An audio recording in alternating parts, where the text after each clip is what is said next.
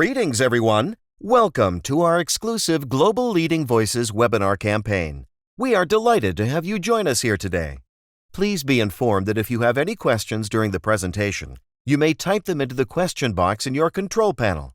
The presenter will answer your questions at the end of the presentation accordingly. Now, without further ado, we will turn the time over to our presenter, who will begin shortly. Okay, great. Thank you, Albana. I just wanted to make sure that the attendees hear me. If there is any way for you to confirm that you can hear me, please go ahead and do that. Just wanted to welcome everyone. Thank you so much for joining today's webinar. It's a pleasure to be here and to be speaking with you. Today we are discussing cybersecurity and privacy and essentially what is happening out there and what we can do about it. So let me go ahead and do a little bit of introductions and then we can get started. So my name is Seyed Hejazi. I'm a director at of a security and privacy risk practice at RSM Canada. And this presentation is brought to you in collaboration with Hardeep Mehrotra. He's a manager of IT security and DevSecOps at Coast Capital Federal Credit Union. Hardeep and I have been working together for quite some time, and he's a very seasoned security professional. I don't see him joining yet, but I'm sure he will join in a few minutes if he's dealing with an emergency. Okay, so welcome to today's webinar. We are gonna go through the material for today's webinar, and then at the end we'll have a Q&A session. So please share your questions. Albana from PECB will be collecting questions and will be sharing with us, and we'll try to answer as much as we can, depending on time. So wanted to, before I actually get started, I wanted to extend my appreciation to PECB for setting this up and essentially, giving back to the community. So thank you so much for that. Okay, so today we're going to talk about a few things in our agenda. The first thing is what is happening in the wild. We're going to see what you have heard really recently about cybersecurity incidents and the status of cybersecurity industry from both sides, from how organizations are defending themselves and how attackers are implementing new methods. Then we are going to talk about the trends specifically in financial industry, and that's where Hardeep's experience has been, and myself also as a consultant I've been spending quite a bit of time on assisting financial industry clients. So there's a lot happening in financial institutions, in addition to all other types of industries, but we wanted to talk about the FIs specifically. And then we are going to talk about security in pandemic era. These days, we are all around the globe feeling the pressure of pandemic, and unfortunately, cybersecurity issues and risks are just adding to that pressure. So let's talk about what is happening. And also, lastly, we wanted to talk about where to start addressing these risks. So what your roles are going to be within your organization. So let's talk about those as well at the end. Okay, so what's happening in the world? Some statistics. I'm sure you have all heard about many different attacks these days, all the headlines, but let's just take a look. Let's just take a quicker look. So the first thing I'm talking about is some statistics specifically for small and medium businesses. There is, as you see on the screen, actually RSM performs a sweep of the incidents out there in collaboration with Net Diligence, who is a partner of ours, to collect some statistics. And some of these stats are actually coming from there. So 98% of cybersecurity insurance claims are coming from small to medium enterprises. that those that are less than $2 billion in annual revenue. So if you actually pay a little bit of a close attention to that, that is a huge number. 98% of all the cybersecurity insurance claims coming from small to medium businesses. Why not from the large businesses? And that is to some extent obvious, because large organizations have a lot of controls in place, and sometimes they deal with the cybersecurity incidents internally without the need to invoke an insurance claim. Although they may have insurance, but they don't necessarily want to go to insurance because they have additional resources, they have sufficient resources to handle cybersecurity incidents. But where security issues hurt most is within the small to medium enterprises. So that's unfortunate that it's hurting a lot of businesses. The other statistics, 94% of workload will be processed by cloud data centers in 2021. So we are in 2021 right now, and as you see, there's more and more organizations who are moving to cloud. So that just shows that cloud security is becoming a big topic, because there is more and more data that will be processed in the cloud, and organizations are leaning more toward getting getting away from their data centers, from their in-house data centers um, to cloud. So essentially that just helps them with efficiencies, helps them with security, but then it demands more on the cloud security side. 76% of global office workers want to continue working from home post-pandemic. So more than 3/4 of people who have tried and have experienced work from home during the pandemic want to continue that model. And that's because of obvious reasons, for family reasons, for saving the commute time and whatnot. But then that poses the risk related to safeguarding the work from home and remote working environments. So, and the last one that I wanted to talk about, which is the sad one, is 93% of global IT leaders delayed their security priorities when the world stayed at home. So during the pandemic, many of the IT leaders mentioned that security priorities and security initiatives and projects were just delayed and put on hold. 93% of them said so. So that means, because they were like, all organizations were trying to save money, we're trying to save their businesses, we're trying to not lay people off. So that budgetary pressure made them stop security initiatives and projects, and that it just made the whole situation worse, because if you stop what you were doing in order to safeguard your organization, then the attackers are more successful. So unfortunately, security was one of the first items and topics that fell off the radar of IT leaders. Anyway, I'm not going to go through every single statistics here, but as you see, there is a huge, on the right, there is a huge increase in attacks targeting the industrial control systems and operational technology, the ICS and OT. So essentially, that means a lot of organizations are within power and utilities, within oil and gas, within mining and metals, are being attacked. And the latest examples, I'll just have a couple of examples on the next page. It just shows that the critical infrastructure is becoming more and more increasingly target of the attacks. So what does that mean? It actually stops many things. If there is an attack against a financial institution, the losses are essentially financial loss and a lot of privacy issues perhaps. But when it comes to industrial control systems, similar to what we saw recently, there is gas lines, there is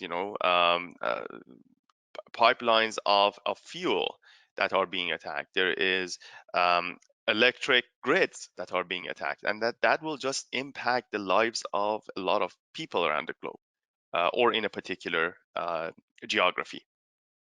And there is a huge increase in those attacks.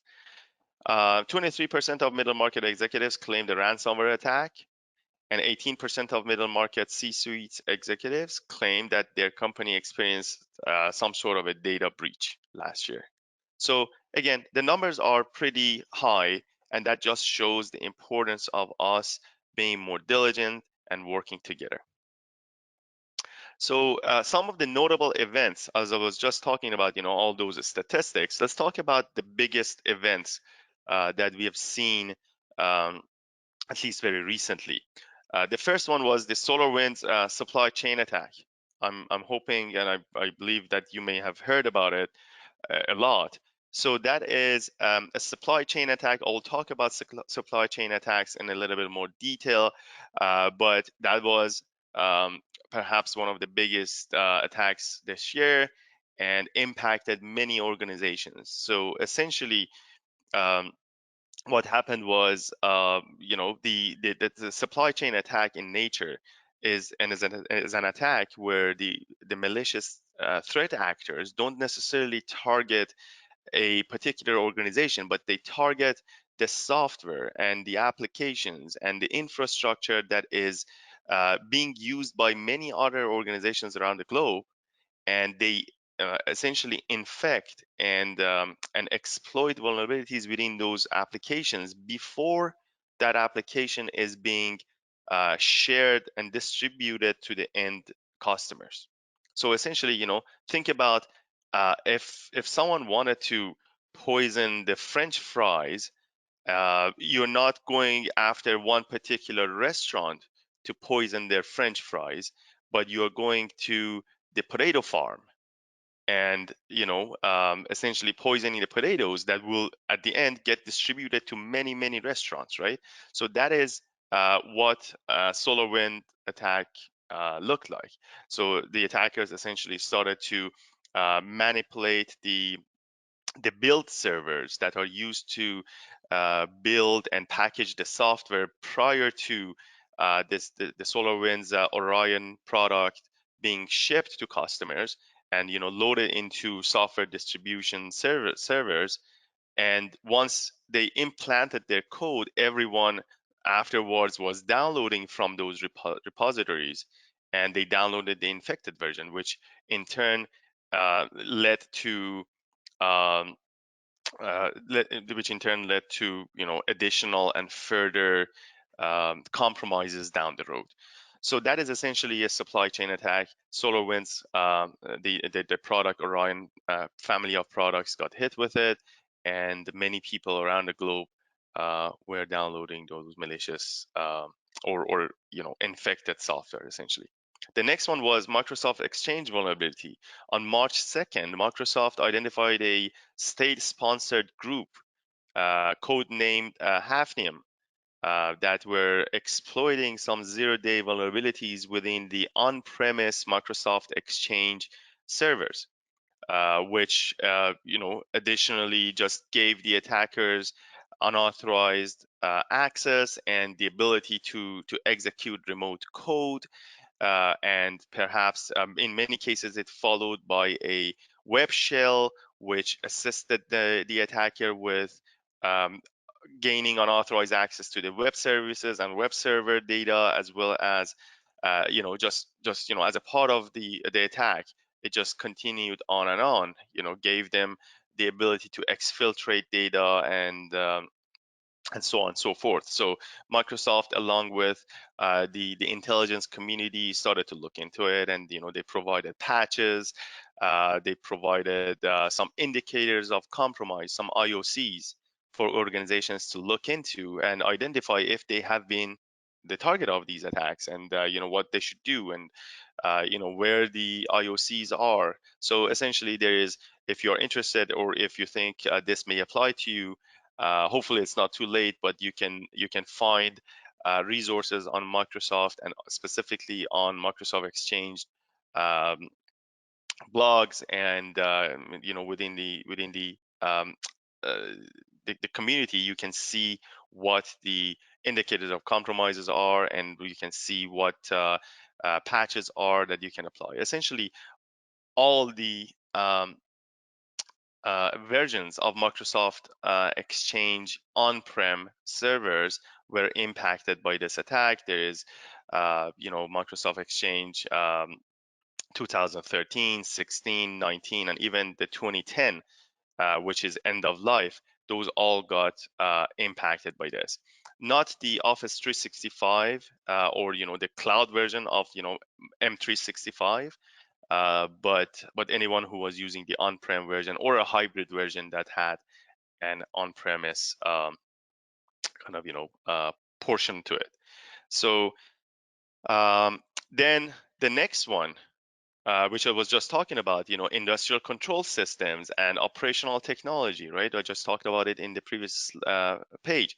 The next one is Colonial Pipeline ransomware attack, which was and it still is a big issue in the U.S., where the pipeline that provides, again, the gas and fuel and distribution, across the country, was attacked by a ransomware, and they had to shut down their operations for a good few days, and that just caused a big, kind of a chaos in the affected areas, and people were just lining up at the gas stations and all that. So you can see, how a ransomware essentially leads to real impact on people's lives. And I believe, if I'm not mistaken, the original amount for the ransom was $5 million. So again, that is the impact of ransomware on industrial control systems, or the organizations such as the pipeline providers and gas and oil and gas and utilities. Now, all of these during the 2021 led to a decision being made in the United States. So the president of the United States started to put this new executive order on paper, and issued a new executive order on improving the nation's cybersecurity. Because look at it, many of these attacks are coming from nation and state-sponsored groups, and it just impacts the bottom line. Things like the pipeline attack, it impacts the security of the nation, right? So it made perfect sense to issue this executive order. It was published on May 12th. There is a lot of sections to it, but some of the key topics of the executive order include collaboration on sharing the threat information, essentially the CTI or cyber threat intelligence being shared, and the facilitation of people sharing in different organizations, specifically within the government, sharing the threat information. So it really becomes more seamless, and the response becomes more timely, as opposed to all the hurdles that you have to go through before you share a good piece of information with your peers, right? So that's one section. Then the next section is on modernizing the government cybersecurity. The next section is on enhancing software supply chain security. So again, the US is learning from what happened, for example, in SolarWinds, and they say the supply chain issue is a big issue. So what can we do to enhance the software supply chain security? And I'm specifically focusing on this one because the section number 4, which as I said is enhancing the supply chain security, is a big one, and it's going to impact a lot of other public or private organizations in the US and outside, because now the government of the US is using a lot of different software, a lot of different applications from around the globe. They may purchase, applications from Microsoft, from a lot of software vendors, right? So when they put in place an executive order like this, which is focusing on enhancing the security of the supply chain, it means that many organizations will have to start comply with those new regulations, and many of the organizations have to start improving on their security posture. They have to start improving on their secure software development lifecycle. that will just cascade down to many of their fourth parties, for example, right? So that's what I wanted you to specifically follow. What is going to happen with this this executive order? Actually, the executive order is mandating the NIST, the director of NIST, and if you've heard about NIST, I hope the National Institute of Standard and Technology, they have mandated this organization to come up with new directives and guidelines for software supply chain security within phases: 30 days, 60, and 90 days. So just be on the look for what is coming out of NIST as a result of this. Then there is other sections to it. There is the establishing cyber safety review boards, standardizing the federal government's playbook for responding to incidents, improving the detection. So the classic stuff, right? As you see, the way that I see cybersecurity programs, they are built upon a few kind of pillars or categories or domains, if you will, right?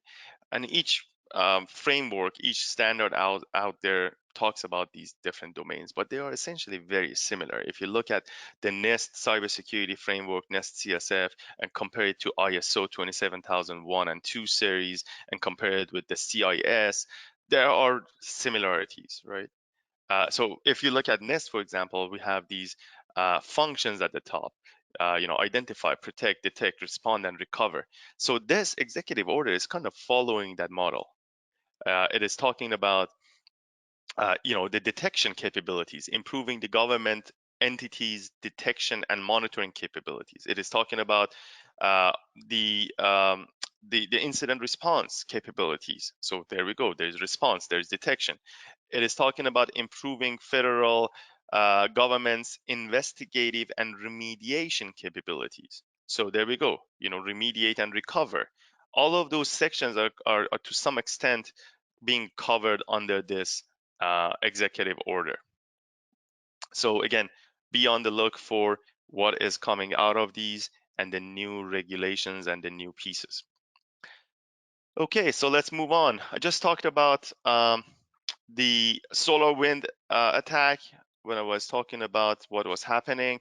So essentially, I just explained the SolarWinds Orion software products. There's essentially more than 18,000 customers who downloaded the affected versions of SolarWinds Orion software. But there are big ones out there, CrowdStrike, and actually the irony of this attack is many of the ones or the organizations who downloaded the impacted or the malicious software essentially are actually security providers such as CrowdStrike, such as Fidelis, FireEye, Malwarebytes, Palo Alto Networks, Qualys. These are all security organizations that somehow are contributing to the security community, either through their software or their platforms, their devices. So many of the big guys essentially downloaded the affected version of the SolarWinds Orion, and that is what really made them really mad about it. So yeah, I explained this SolarWind attack. I'm not going to go through it in more detail, but just look at this slide. There are 3 categories of SolarWinds Orion customers. The ones that actually got or downloaded the affected software or the impacted software, compromised software, and it at the end led to a compromise. So the attack is actually compromised the vulnerabilities that the compromised software, the Orion software, exploited. So the attackers actually went further ahead and exploited more. There is the second category where the organization actually downloaded the compromised software, but thankfully the attackers did not get a chance or did not have the ability to further compromise that organization. So the only thing that happened was I downloaded a compromised software, and thankfully no one actually used that exploit to further exfiltrate data or do more damage. So what I needed to do was just go ahead and replace that impacted software with a new clean version of the software, and patch it essentially. And the third category was the people who were using Orion but did not install the compromised software, and they didn't have any indicator of compromise within their networks. So essentially clean. So nothing to do there. Just keep an eye and move on. Right. So for all of these attacks that I just talked about, the Microsoft Exchange and the SolarWinds, actually the vendor and the product owners came up with a lot of good scripts and tools that would scan your environment in order to find the indicators of compromise and tell you, yes, you are impacted, or no, thankfully you're not. So again, if that applies to you, there's a ton of resources that you can look into. Okay, now let's talk about the trends in the financial industry, for example. Uh, Again, like all the other organizations, financial industry was also impacted. As you saw, ransomware as a service has been actually gaining a lot of attraction. Um, and a lot of attention. It's easy, right? It's easy for an organization or for a group or for an individual who doesn't necessarily know how to run a kind of a hacker business, if you will. It's easy for them just to pay and deploy and perhaps even customize ransomware for a target organization. So essentially, this other organization goes to a malicious group, pays them, and has them kind of deploy the ransomware attack against a target organization. So the other one is ransom-based DDoS attacks. That is another thing that we do see being leveraged in specifically against financial industry, which means the attacker group is launching a DDoS attack against a target organization and doesn't stop unless a ransom is paid. So they say, yes, this is us. We are targeting your firewalls. We are taking your servers down by a DDoS attack, and you cannot breathe, essentially. The more you do, the more agitated they become. They have a lot of resources in some cases. Their IPs, the more you block, they are popping up like mushrooms. And essentially, they say, we won't stop unless you pay a ransom. So very similar to ransom. It's still kind of, it's not a ransomware like malicious kind of a malware file, but it is an attack that won't stop unless you pay ransom, or unless you have a good DDoS protection mechanism in place, right? The next one is remote infrastructure attacks, and I'll talk about this when I'm going to talk about the pandemic, the issues within pandemic. So just stay with me for that. Remote infrastructure attacks. Supply chain attacks also have impacted. Supply chain attacks also impact the financial industry like many others. Like think about the Orion, SolarWinds Orion.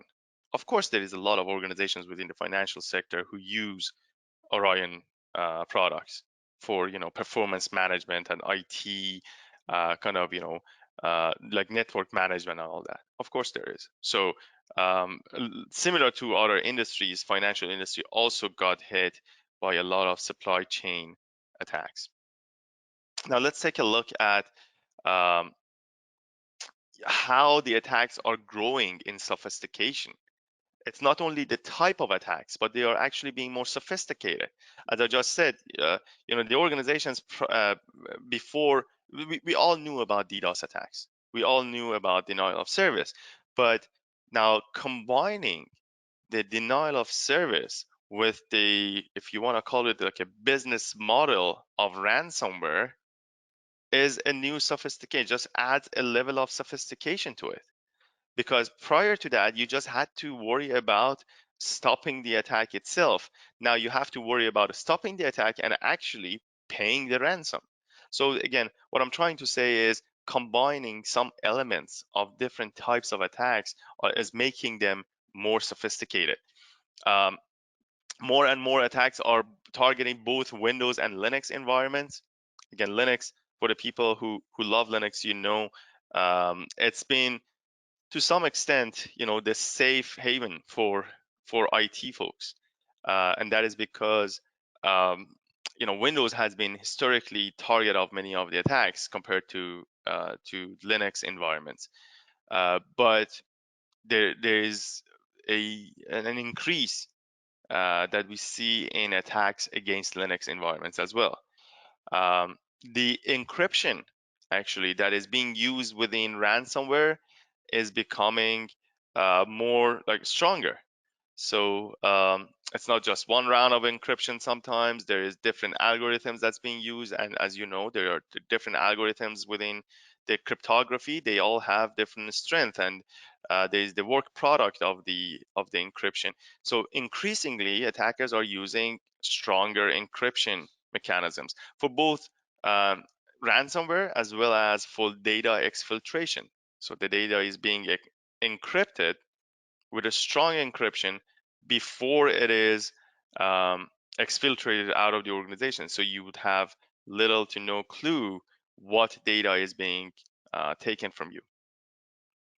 Access to malware admin panels via Tor to manage bills, payments, documentation, and maintain anonymity. So essentially, more and more malware production is becoming like a real good business with a full business model behind it, with admin panels to create malware, to sell malware and receive payments.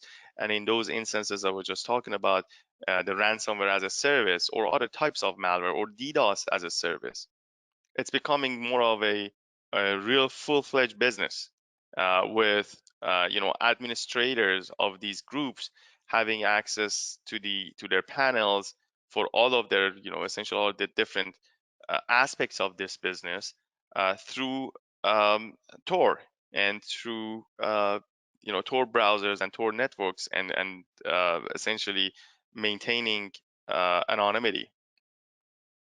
So um, there is the other thing that is just shows sophistication, automated test decryption from the process, from the encryption to withdraw of money. So essentially, a lot of these pieces of attacks or a lot of the stages of attacks are becoming automated these days.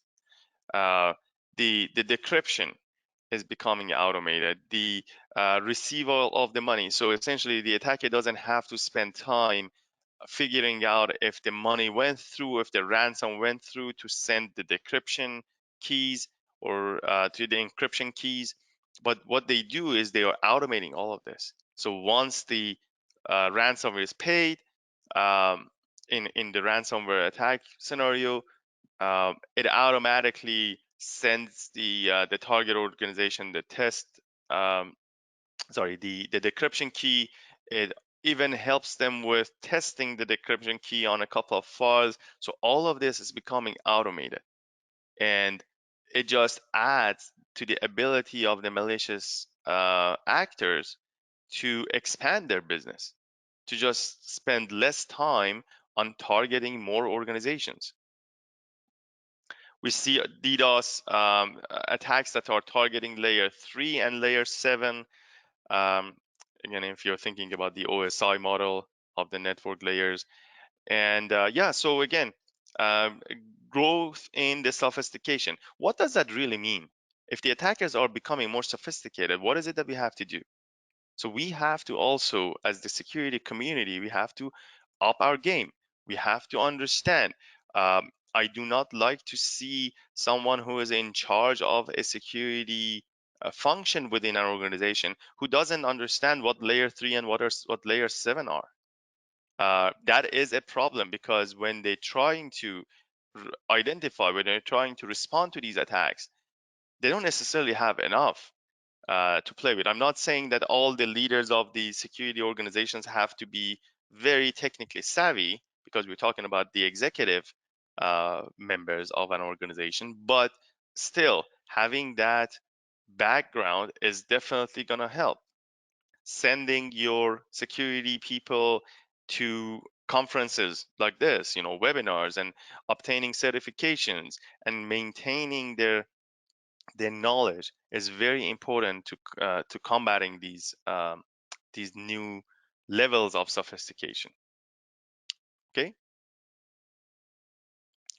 All right. Um, so yeah, let's talk a little bit about the um pandemic era. So we just talked about some of these types of attacks, but you may have already seen and heard that there is a lot of um, attackers that are leveraging, unfortunately, the pandemic situation. And there is attacks against healthcare providers, which is very unfortunate. Healthcare providers, first line workers, are supporting people's lives, but all of a sudden you see that an attacker group is attacking the hospital and just crippling the hospital system through a ransomware attack. This is very unfortunate, but unfortunately it is happening. Anyway, some of it is against hospitals and healthcare systems just for monetary reasons. Some of it is because attackers are trying to steal the intellectual property of, for example, vaccine data or research data and this and that. So again, attacks against healthcare providers are have been skyrocketed. The next one is abuse of unsecured remote work infrastructure. So I just said at the beginning that there is a lot of focus on exploiting the unsecure configurations for your remote working infrastructure, VPNs, and other types of the infrastructure that's providing remote working capability for people these days is being attacked continuously since the start of the pandemic. It was much worse at the start, getting a little bit better now because more organizations are now breathing again and they can think about security, but still there is a long way. Many organizations just flipped to remote working in a week or 2 weeks. So you can imagine that there is not enough time for you to think about securing the organization. The only thing you're thinking about is providing the bandwidth, providing the connectivity. All of a sudden, I need to open up VPN to everybody, because prior to that, I wasn't providing VPN to everybody. I was just providing it, as a need to have basis. But right now, I have to provide it to everyone. And how do I do it? People started to do it, but forgot about or didn't have enough time and resources to think about the security of remote working. And of course, ransomware attacks, which are the staple of these days, again, becoming more and more targeting people. And unfortunately, I have been, like, our group has been responding to many ransomware attacks, which is, again, like day in, day out, people are dealing with ransomware. Unfortunately, still many people don't have their backups properly done. Unfortunately, still backups are sitting on the same servers. So once the servers become encrypted, the backups also get encrypted. So there is certain things like basic security hygiene that can help here. But unfortunately, many organizations are not still paying attention unless they get hit. It's always like that. It's not going to happen to me until it happens to me. So again, be very vigilant. So that's that. Now, again, pandemic related attacks. I just talked about the attack types, but there's a bunch, like, where do they start? A ransomware attack, how does it start? Unfortunately, again, phishing becomes the number one vector for ransomware attacks. And as you can imagine, in pandemic era, again, phishing can take different forms. The attackers are sending phishing emails to pretend they are from your workplace. Hey, I'm your boss. You didn't have necessarily that kind of relationship with a lot of people around the organization, but they are sending requests that kind of may make sense in the pandemic era. Pretending to ask you to come to the office, or hey, we have a vaccination spot that you can go to. Click here to view the map. All of a sudden, like, everyone wants to go get vaccinated. They may do that, right? Exploiting the news, essentially sending links that pretend to be from the government authorities. For example, the CDC in the US, or from the WHO, the World Health Organization, or other government bodies that say, there is an advisory, like a news, an article, or a mandate for you in this email. And again, people's minds are very focused on the pandemic issue, so they may start clicking. A lot of that has happened. Pretending to be from the company, HR, um, benefit related email, like phishing. There is all of a sudden this email coming through, says, hey, this is from your HR benefits, and you are entitled for 3 more additional, like, sick days because of pandemic. Click here to. So all of those clicks are becoming an issue, right? Then the next one is process related attacks, which exploit the kind of broken processes during pandemic. All of a sudden, you get an email that says, hey, such and such person is not available today because he or she is dealing with a COVID-related situation. Could you please instead go ahead and approve this invoice? And you click on it where you should not have done that. So again, exploiting people's minds uh, that is very focused on pandemic. Technical related attacks, again, those attacks that I just talked about, attacking the remote workforce infrastructure, VPN, your antivirus, that again, a lot of people already had access to their console as admins. Now that is being exploited. People are taking their laptops or work phones, of course, with them home. Prior to that, they may not have taken laptops home. They may have left it at the office, but now they are connecting to perhaps less secure networks at home. So all of those open doors for the attackers to uh, attack more organizations. And at the end, we have regulatory. That it doesn't seem to be an attack, like regulators don't attack you, but it just feels like that. It feels that because of all of this, and all of a sudden, an organization who didn't have any clue about how to secure themselves is now dealing with a data breach, and that means that they have to um, be responsible in front of the regulators and pay fines and penalties to the regulators. So it just feels like an extra pressure and attack against organizations. Okay, let's move ahead a little bit more quickly to just make sure I can answer some questions. What has changed with remote workforce? As you know, again, just take a look at here. Identity and access management. People are providing new username and passwords. People are providing their workers additional access to additional resources where they didn't necessarily have it at the start of the pandemic or before pandemic. Social engineering attacks are higher, like, or are increasing.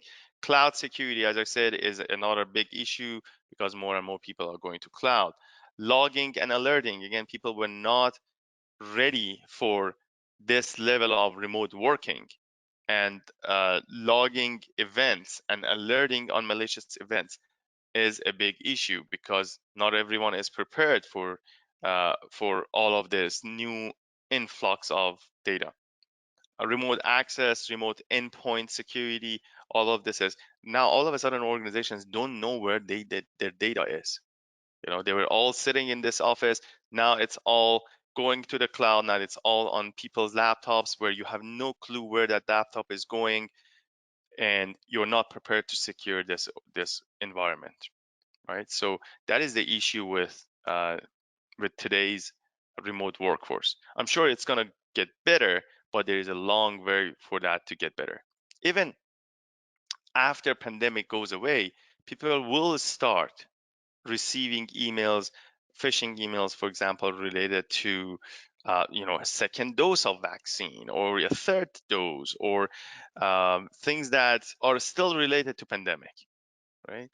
So be prepared for that continuation.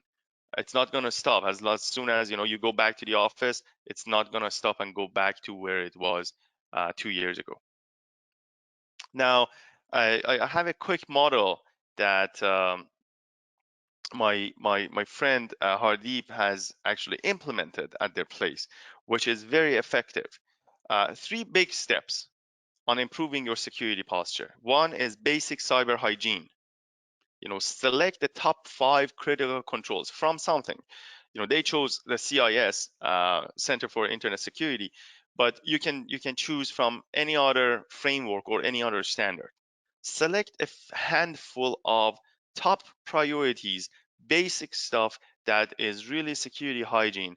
Make sure you get it done within within a definite amount of time, 3 months, short amount of time.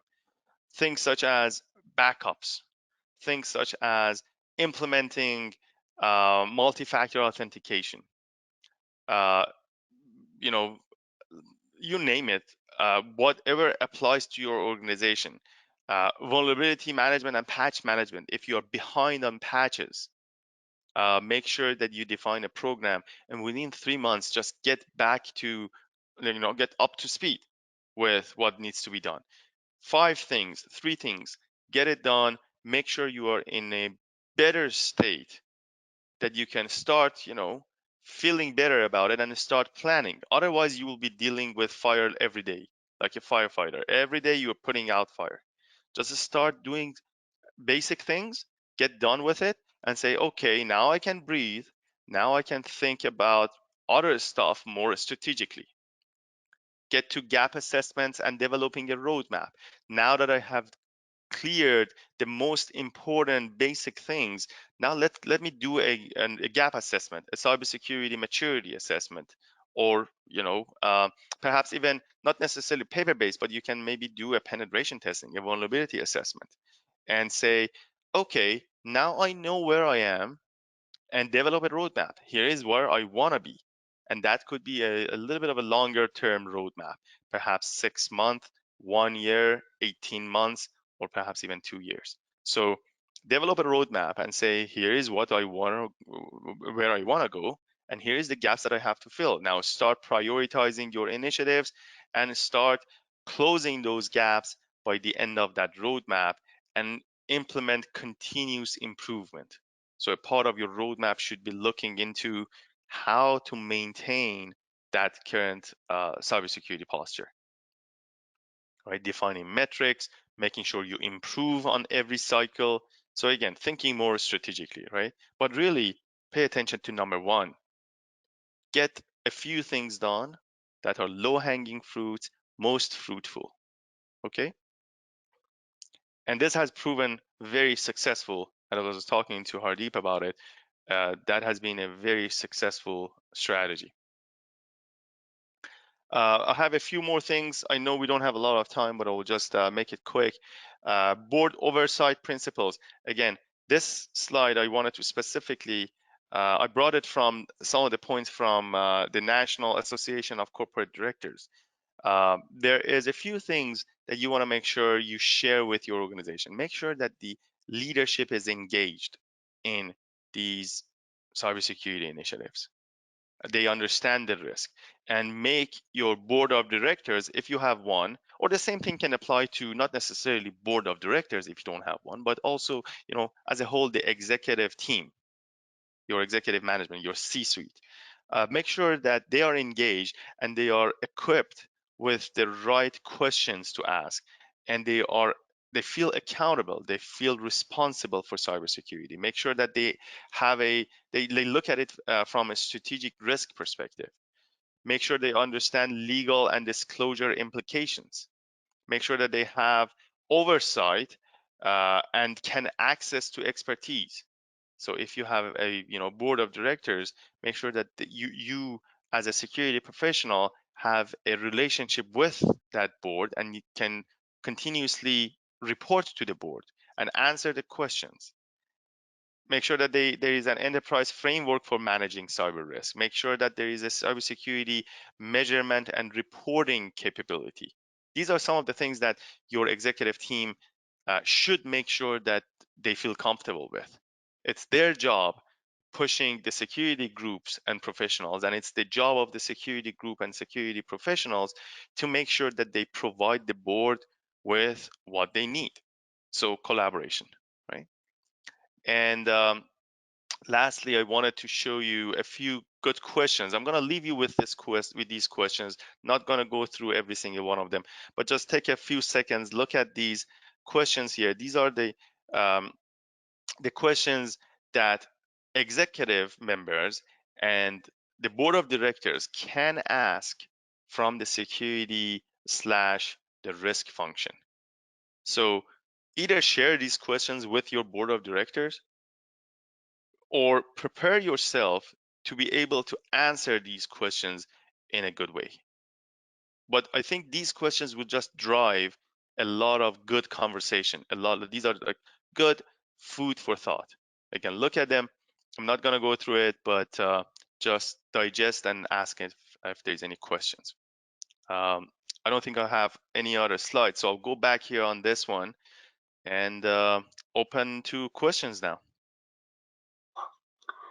Thank you very much, Seyed, for delivering this very informative and detailed webinar.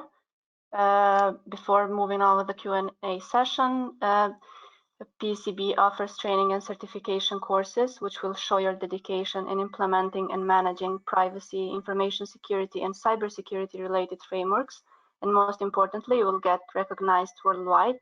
In addition, I am glad to inform you that besides the available ISO 27001 lead implementer exams in multiple choice format, now you can take also the PCB ISO 27001 lead auditor exam in English as a multiple choice open book exam.